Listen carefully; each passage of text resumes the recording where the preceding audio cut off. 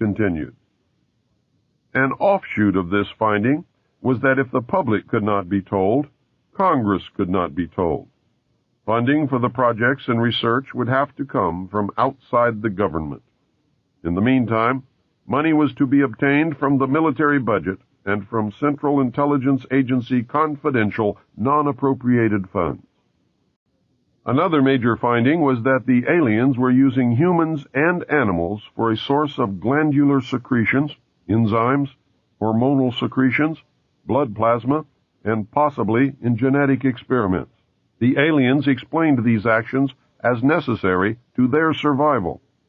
They stated that their genetic structure had deteriorated and that they were no longer able to reproduce.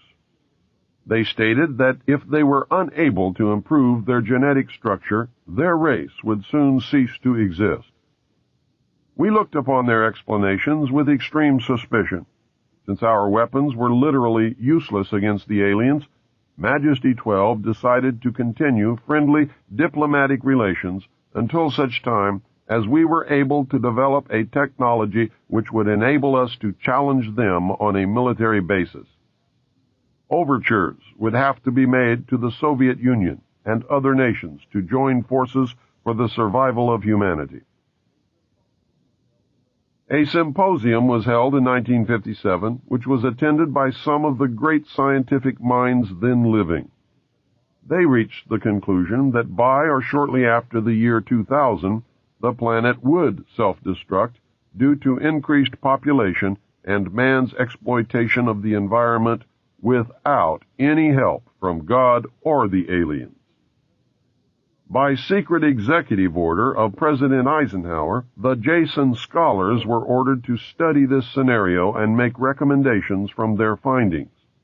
The Jason Society confirmed the findings of the scientists and made 3 recommendations called Alternatives 1, 2, and 3.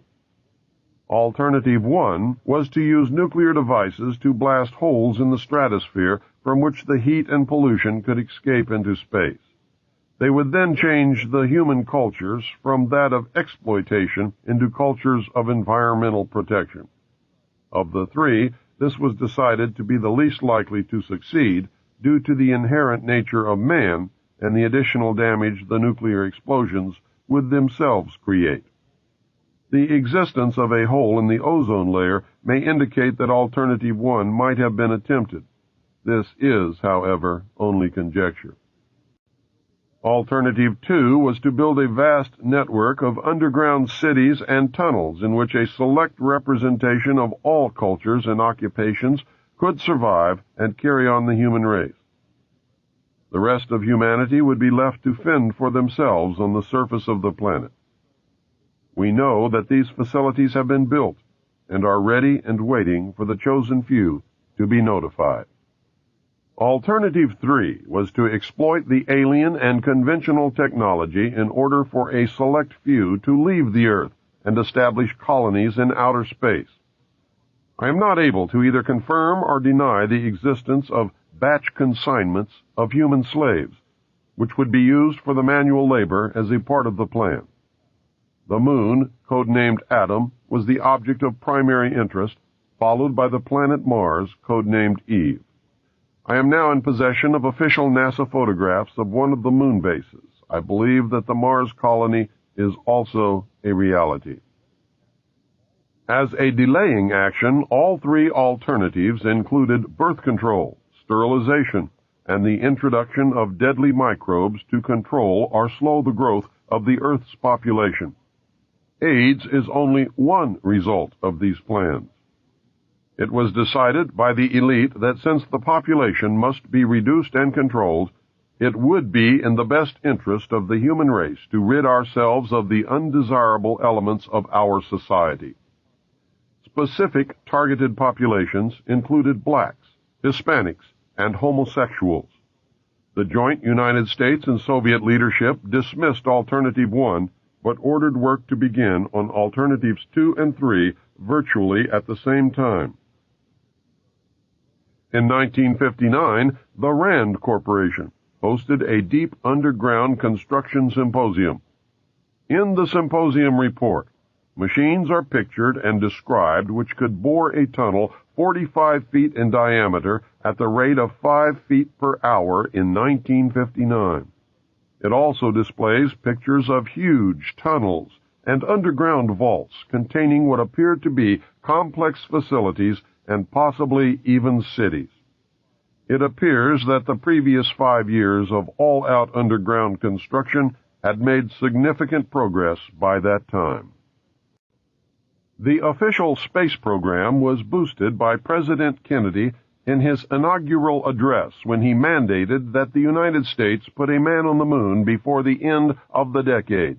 Although innocent in its conception, this mandate enabled those in charge to funnel vast amounts of money into black projects and conceal the real space program from the American people. A similar program in the Soviet Union served the same purpose.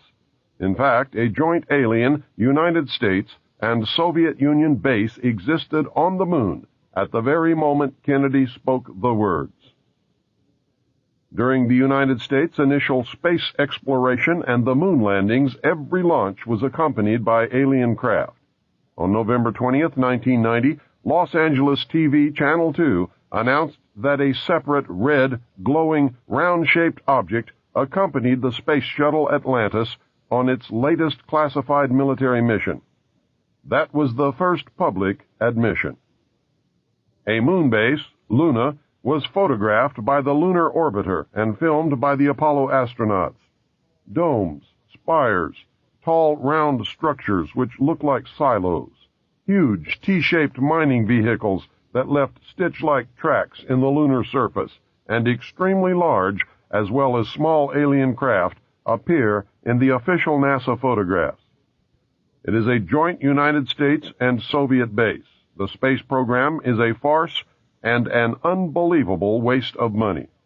Alternative 3 is a reality. It is not science fiction.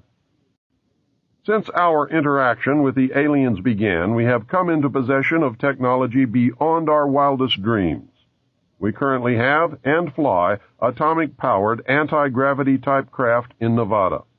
Our pilots have made interplanetary voyages in these craft and have been to the moon, Mars, and other planets. We have been lied to about the true nature of the moon, the planets, Mars, and Venus, and the real state of technology that we possess today at this very moment. There are areas on the moon where plant life grows and even changes color with the seasons. This seasonal effect is because the moon does not, as claimed, always present the exact same side to the Earth or the Sun. The moon has several man-made lakes and ponds upon its surface, and clouds have been observed and filmed in its atmosphere. It possesses a gravitational field, and man can walk upon its surface without a spacesuit, breathing from an oxygen bottle after undergoing decompression, the same as any deep-sea diver. I have the official NASA photographs. Some of them were published in the books We Discovered Alien Bases on the Moon by Fred Steckling and Someone Else is on the Moon. In 1969, a confrontation broke out between the Soviets and Americans at the lunar base. The Soviets attempted to take control of the base and held American scientists and personnel hostage. We were able to restore order, but not before 66 people were killed. The Soviets were suspended from the program for a period of 2 years. A reconciliation eventually took place, and once again we began to interact. Another plan is in force. It is the plan to prepare the public for eventual confrontation with an alien race. It could also intend to make you believe in an alien race that may not exist. The public is being bombarded with movies, radio, advertising, and TV programs depicting almost every aspect of the purported true nature of an alien presence. This includes the good and the bad. Look around and pay attention. Someone is planning to make their presence known, and the government is preparing you for it. They do not want any panic. The unprecedented number of sightings worldwide indicates that public exposure is not far off. Never in history have there been so many incidents involving UFOs, and never in history have there been so many official acknowledgments.